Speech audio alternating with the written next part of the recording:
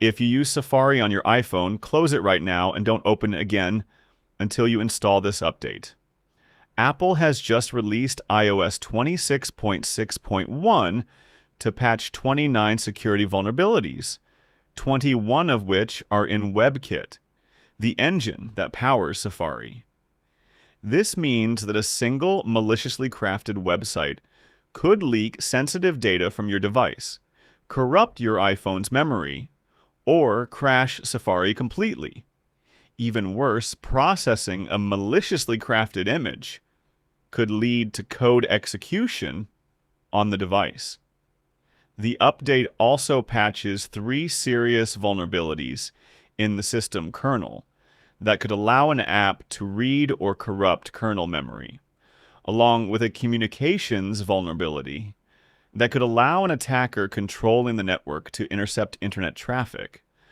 Don't look for a new design or a battery feature in this update. This update is for security only.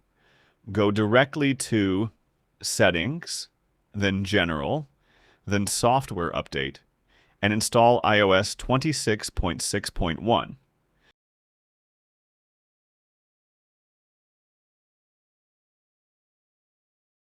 After the update is complete, there is still one very important setting you need to make sure is turned on.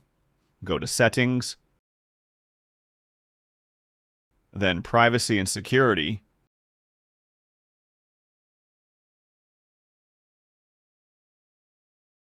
then Background Security Improvements,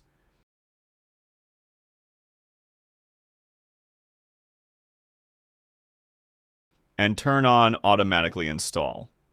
Apple says that if this setting is turned off, your device may not receive rapid security improvements and may have to wait until they are included in a full iOS update.